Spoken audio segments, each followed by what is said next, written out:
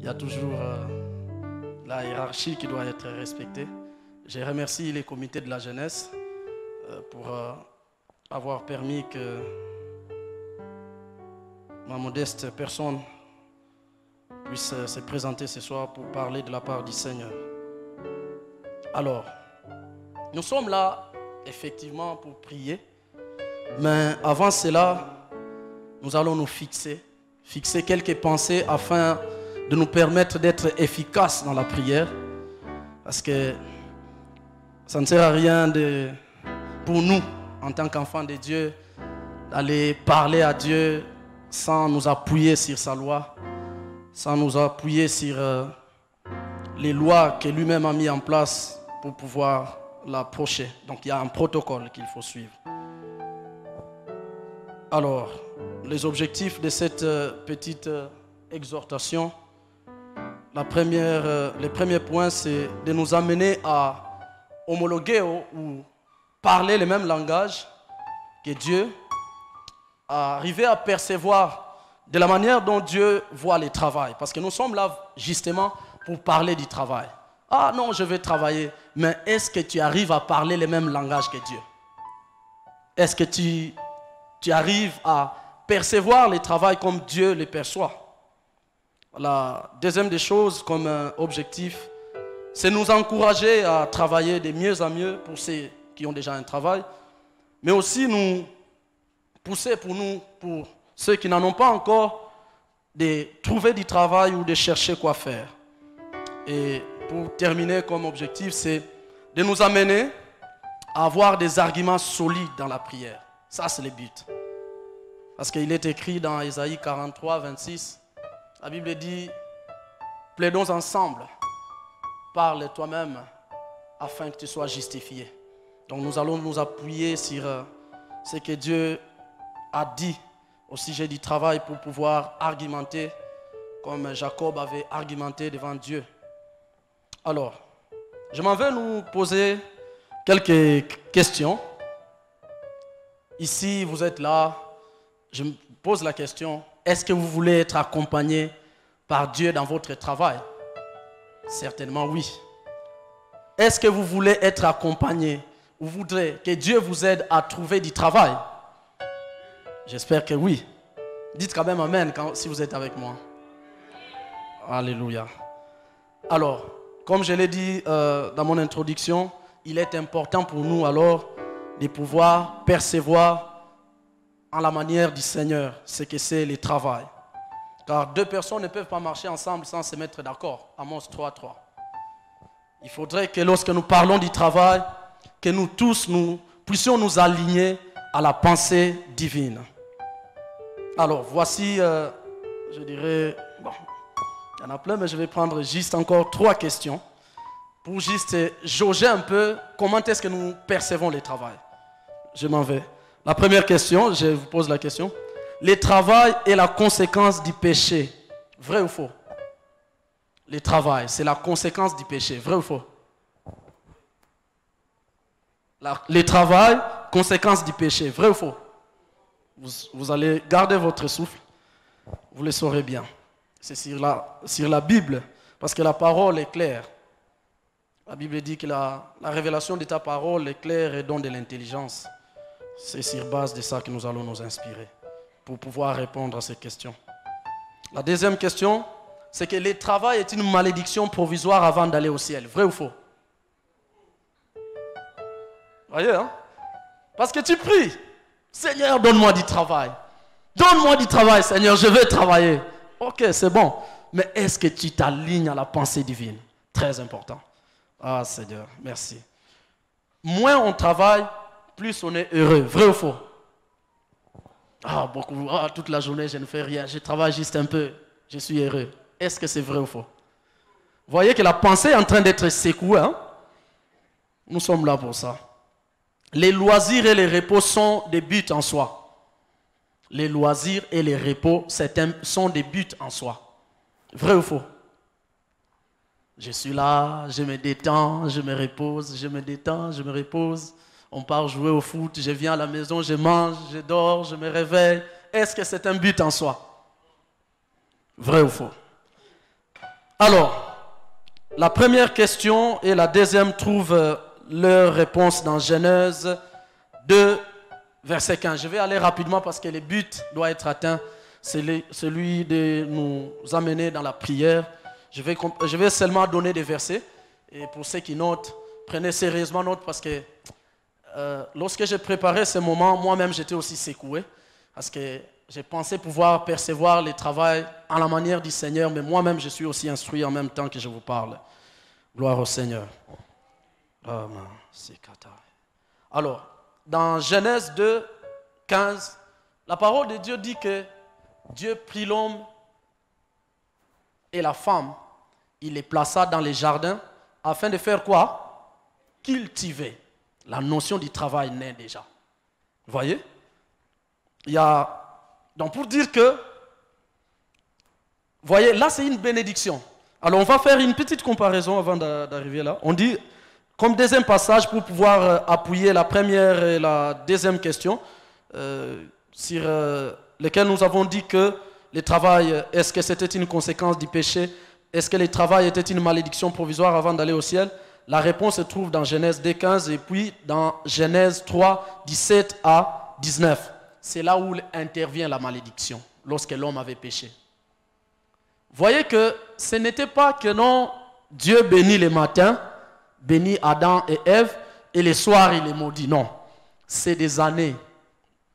Comprenons bien la Bible, parce qu'on peut penser que non, comme c'est la bénédiction est intervenue en Genèse 2:15, et maintenant, disons, le chapitre d'après, c'est le chapitre 3, les versets 17 à 19, Dieu est en train de maudire l'homme du fait qu'il avait mangé les fruits. Vous êtes avec moi? Donc c'est une façon pour nous de comprendre que, vous allez vous convenir avec moi, pour comprendre que le travail n'est pas une malédiction, parce que la malédiction est venue bien après. Le travail est une bénédiction. Quelqu'un peut dire ça avec moi? Le travail est une bénédiction. Le travail est une bénédiction. Alléluia. Voyez? Alors, pour répondre à la deuxième et à la troisième question, vous lirez dans Jean 4, 34. Jean 4, 34. Nous avons dit, est-ce que moins on travaille, plus on est heureux? Ce n'est pas vrai. Parce que vous allez vous rendre compte que Jésus-Christ, entre parenthèses, était l'homme le plus chargé sur la terre. Il avait un calendrier vraiment fou, rempli de programmes. Et c'est ainsi qu'il dira que ma nourriture, c'est de faire la volonté de Dieu. Il était là. Tout ça, ça dégage. Ce sont des éléments qui dégagent la notion du travail. Et la quatrième, pour finir avec des questions, répondre à des questions, vous lirez dans Jean 5, 17 ou Jean 14, 2 à 3. Vous allez trouver la réponse pour savoir si les loisirs et les repos sont des buts en soi. C'est faux. Parce que jusqu'à présent, notre Père travaille. Jésus-Christ a dit, j'agis, mon Père aussi, action. Ça rappelle, ça rapporte au travail. Et même quand il nous a laissés sur la terre, la Bible nous révèle que Jésus, en allant au ciel, il est parti nous préparer des places. Il y a une révélation qui m'est venue alors que j'ai préparé ces moments. C'est que, voyez, quand nous allons évangéliser, quand nous allons pour gagner les âmes, à chaque fois qu'une âme est gagnée, c'est qu'un chantier démarre au ciel pour lui préparer une place. Ça m'avait vraiment émerveillé. Je dis, waouh! Quand tu gagnes une âme à Jésus, tu donnes du travail au ciel. On commence à préparer la maison de Robert. Shama. Tu es merveilleux, Seigneur. Alors, entrons dans l'essentiel. Le travail, c'est quoi? Du grec, on nous dit ergon ou kopos, qui veut tout simplement dire œuvre, chose faite. Alors, quand vous allez dans plusieurs domaines, il y a les médecins qui définissent le travail de leur manière. C'est vraiment, il y a plusieurs domaines où on donne différentes définitions, mais j'ai préféré prendre la définition des économistes. Ça cadre vraiment avec ce que nous sommes en train de faire. Alors, les économistes, qu'est-ce qu'ils disent? Ils disent ceci, je m'en vais rapidement. les économistes disent que le travail comme l'un des principaux facteurs de production du capital ayant pour rôle de produire des biens destinés à la vente ou réaliser des services rémunérés. Ça va avec ce que c'est pourquoi nous sommes là. Alors, pourquoi le travail? J'ai béni le Seigneur de ce que les membres du comité ont été sensibles à la voix du Saint-Esprit pour que ce thème, pour qu'on puisse vraiment parler du travail et prier sur le travail. Parce que Dieu est sur le point de faire quelque chose de nouveau dans nos vies. Tu dis Amen, cela arrive dans ta vie. Alors, on nous dit ceci. L'importance du sujet, c'est que le travail que nous voyons est cité dans la Bible 223 fois. Les paquets que vous voyez ici. Le travail, 223 fois. Travail, œuvre, chose faite, action, chose accomplie. 223 fois. Ça, c'est selon les commentateurs et les étudiants de la Bible. Et les mots paresse, qui est par l'essence absence du travail, est cité dans la Bible 10 fois. 10 fois seulement. Donc c'est une petite comparaison que j'ai faite pour justement nous amener à comprendre que l'homme n'a pas été fait pour rester oisif. L'homme a été fait pour travailler. Dites avec moi, l'homme a été créé pour travailler. Nous sommes là pour travailler. Amen. Je vais sauter certaines choses. Alors, puisque nous comprenons l'importance du sujet, nous comprenons que le travail est le mandat primitivement attribué à l'homme dès la création. Donc, parmi les choses que Dieu a confiées à l'homme, on trouve le travail. On a parlé déjà de ces passages-là, Genèse 2, 15. Alors, c'est quoi le travail? Nous avons déjà défini. Mais je m'en vais vous rappeler que Dieu a mis le travail en place comme étant un outil pour rendre l'homme productif et fructueux. Alors, les missions, parce que je sais ici qu'il y a beaucoup d'appelés, les missions, les appels, les vocations impliquent toujours et toujours du travail. Dieu t'appelle, je ne sais, à être évangéliste, à être un grand comptable de ce pays, à être un entrepreneur, à être qui que ce soit. Sachez que si tu veux réussir ta mission, il te faudra travailler. Amen. Alléluia. Alors, le travail, excusez-moi, Dieu a matérialisé par le travail son monde. En fait, c'est par le travail que Dieu a rendu matériel tout ce que nous voyons. Les arbres, la nature, les eaux, tout ce que nous voyons. C'est par le travail que Dieu a rendu cela matérialisable. Et je déclare que par ton travail, tu vas matérialiser ton monde dans le nom de Jésus. Tu vas rendre possible le monde invisible qui est en toi là. C'est par le travail qu'on le verra au nom de Jésus. Amen. Alors, pourquoi alors dois-je travailler? Parce que, premièrement, c'est une instruction divine. Le travail est le cadeau de Dieu pour aider l'homme à découvrir son potentiel. Voyez, en chaque être humain, il y a des potentiels. Des potentiels, c'est tout simplement ces capacités qu'on ne peut pas voir en te regardant comme ça. Lorsque je vois mon frère, je ne peux pas m'imaginer quelles sont les capacités qui sont en lui.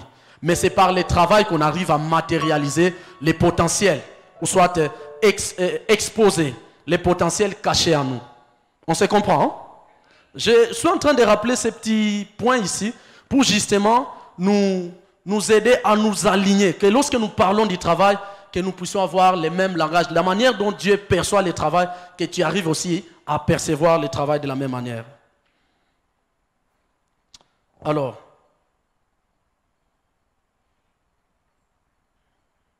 le travail te permet aussi, favorise au fait ton épanouissement. Tu veux réussir dans la vie, le travail. Le travail et toujours travail. Alors, voyons quelques bienfaits du travail. Disons quelques avantages, les bénéfices du travail. Alors, le travail procure de l'abondance. Dis avec moi, le travail me procure de l'abondance. Le travail te fait prospérer et te rend heureux. Tu ne peux pas prospérer en dehors du travail. Sinon Dieu va être contre sa propre loi. Alors que nous connaissons que notre Dieu, c'est un Dieu de lois et de principes. Donc il a établi des principes. Alors pour vous donner des passages clés sur ce que je suis en train de dire, parlant du travail qui procure de l'abondance, vous verrez ça dans Proverbe 14, 23.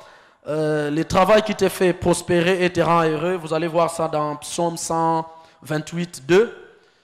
Le travail fait en sorte que vous ne soyez pas à charge des personnes. Le travail fait en sorte que vous ne soyez pas à charge des personnes. Vous ne soyez à charge des personnes, excusez-moi.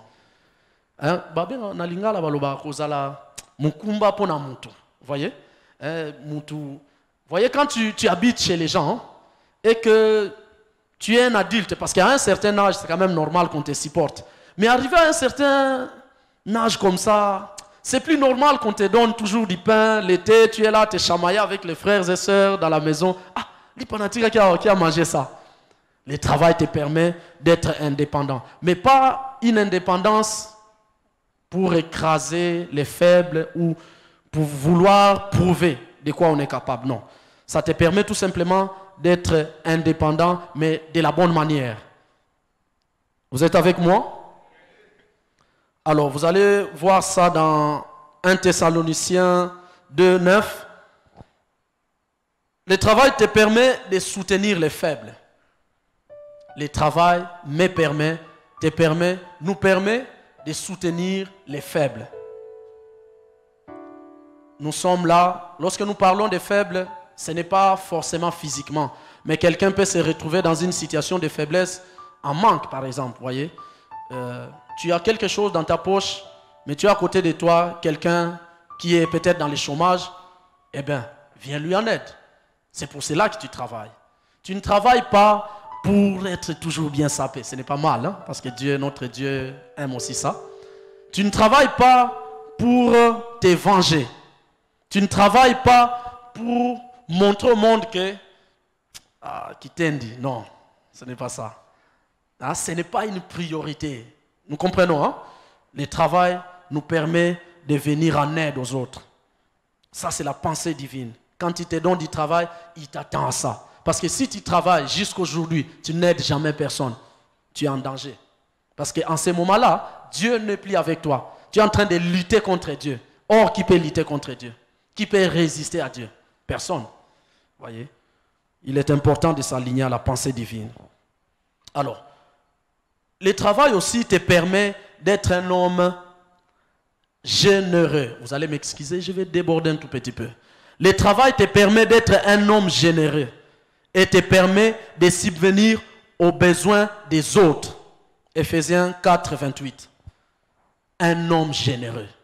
Tu travailles, on doit quand même sentir ça dans ton entourage. On doit quand même voir ça dans ta famille. On doit quand même sentir que non, les frères, c'est vrai qu'ils ne gagnent pas des millions, mais de temps en temps, ils viennent en aide aux autres.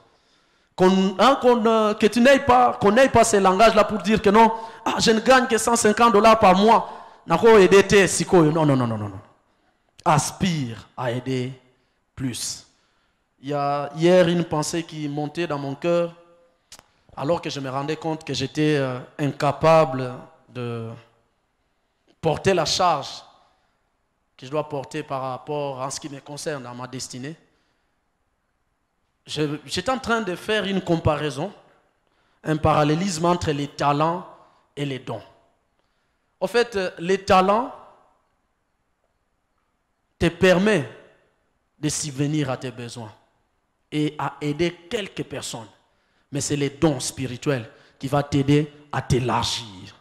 Voyez, quand un homme se rend compte de son incapacité, c'est alors de son incapacité naturelle avec ses talents qu'il possède, parce que les talents, ce sont des capacités naturelles. Mais quand est-ce qu'un homme commence à aspirer à aller plus loin, ou soit à s'étendre? C'est lorsqu'il se rend compte de la limite qu'il y a dans les talents. C'est alors que tu vas aspirer au don, tout en poursuivant bien sûr l'amour. Alors, nous savons déjà comment travailler. Ici, je vais insister tout simplement, ça c'est le dernier point, avant que nous puissions passer à la prière. Mais comment travailler pour ceux? Parce que je crois fermement que si le Seigneur a instauré ce thème, cela veut dire qu'il est sur les points de faire quelque chose de grand dans cette église. Je crois fermement. Amen. Je sais que le Seigneur va agir parce qu'il n'envoie pas sa parole pour que ça retourne à lui sans effet. Non. Notre Dieu est un Dieu qui accompagne toujours sa parole. Alors, dans Romains 12, le verset 11, ça c'est, j'entre dans comment travailler, la question que nous nous posons, comment dois-je travailler? Pour ceux qui travaillent et pour ceux qui vont travailler, qui vont trouver du travail. Nous sommes dans Romains 12, le verset 11. Dans ma version Semeur, on dit, l'ardeur, citation, n'hésitez pas. L'esprit, soyez bouillant. Les seigneurs, soyez des bons serviteurs. Vous travaillez. Est-ce que vous faites preuve d'hardiesse? Est-ce que vous faites preuve de diligence? Est-ce que vous faites preuve de persévérance? Est-ce que vous faites preuve de fidélité? Parce que Dieu ne va pas vous confier de grandes responsabilités si vous êtes négligent avec les petites.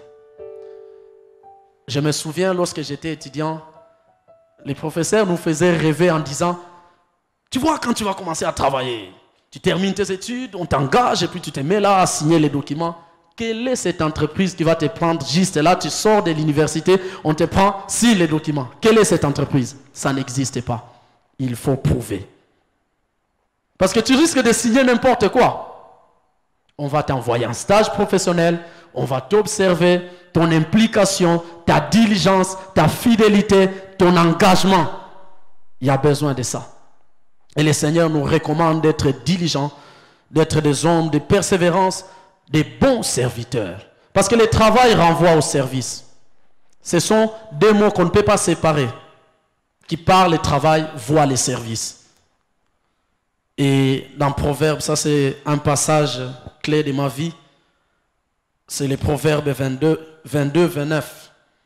Proverbe 22, 29. J'aime bien lire ça avec la version Louis II. Mais bon, je vais les lire quand même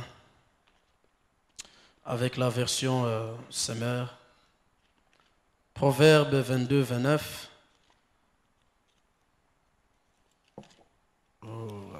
Proverbe 22, 29, la Bible dit ceci. Connaissez-vous un homme habile dans ce qu'il fait?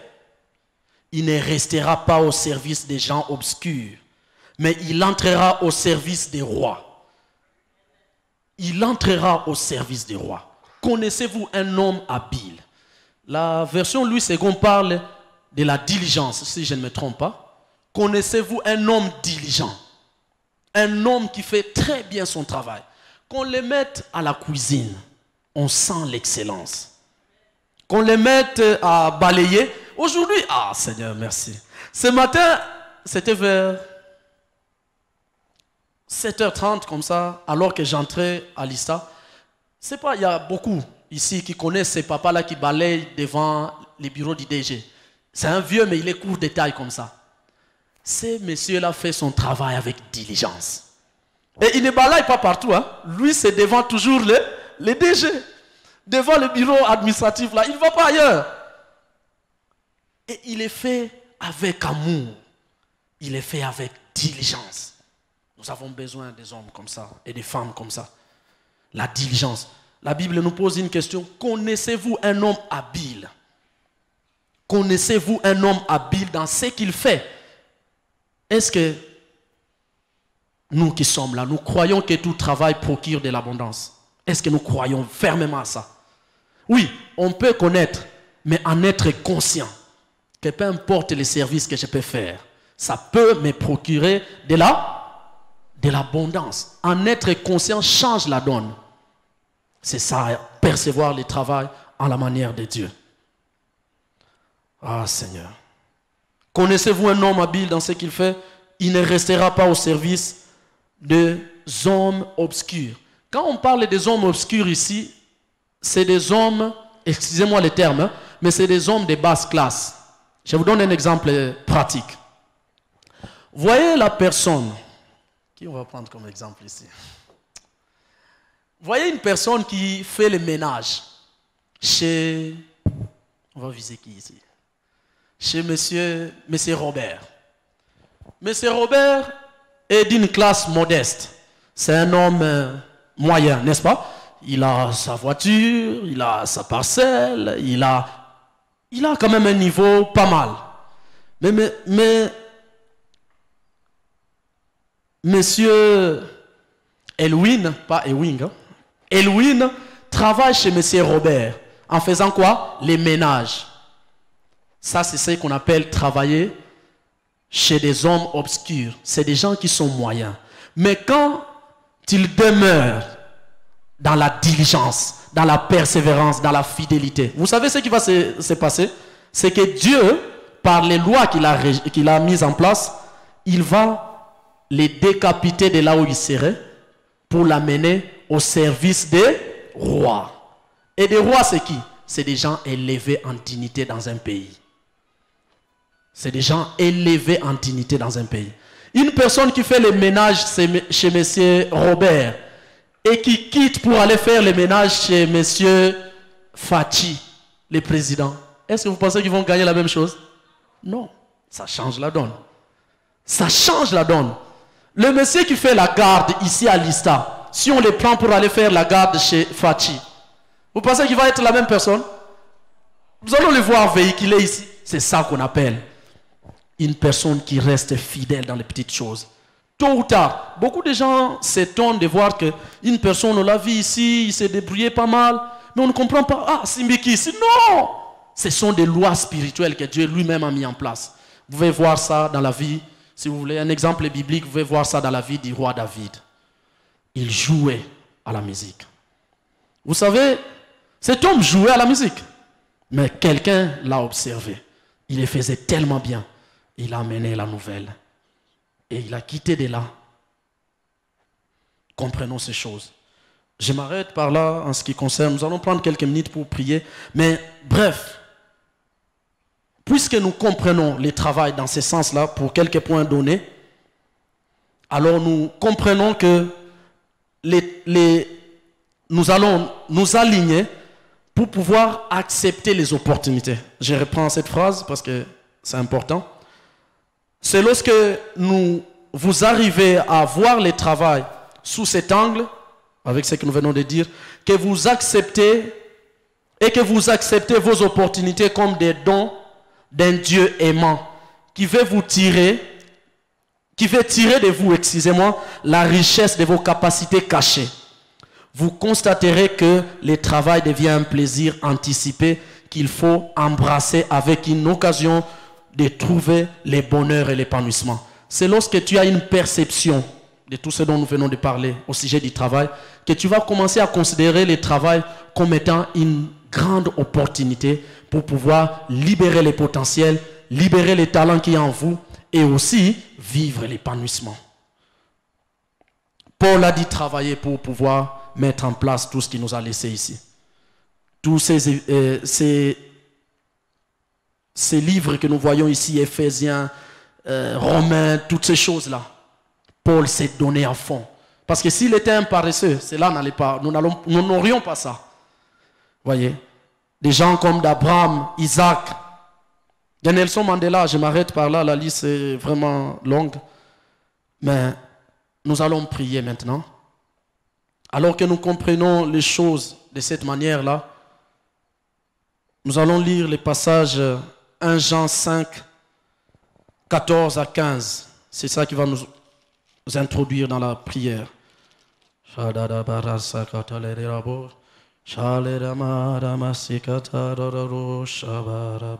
La Bible déclare 1 Jean 5, 14 à 15. Et voici quelle assurance nous avons devant Dieu. Si nous demandons quelque chose qui est conforme à sa volonté, il nous écoute. Et si nous savons qu'il nous écoute, nous savons aussi que l'objet de nos demandes nous savons aussi que l'objet de nos demandes nous est acquis. Ça, c'est la volonté de Dieu. Maintenant que nous avons trouvé la volonté de Dieu au sujet du travail, tu vas prier avec argumentation. Tu vas dire à Dieu, nous allons poser des bonnes questions à Dieu. Parce que j'aime qu'on s'appuie sur la Bible pour pouvoir parler au Seigneur. Nous allons poser des bonnes questions. Aie déjà cette assurance en toi que toutes les prières que tu vas faire monter à Dieu, Dieu va les exaucer. Parce que c'est la volonté de Dieu que tu aies un travail. Amen. Est-ce crois d'abord en ça? Dans ton cœur, tu dis, merci Seigneur de ce que tu veux que je travaille. Dis-toi ça, accepte ça. Je te remercie de ce que tu veux me voir travailler. Tu veux que je libère les potentiels qui est en moi. Tu peux te tenir debout, nous allons prier.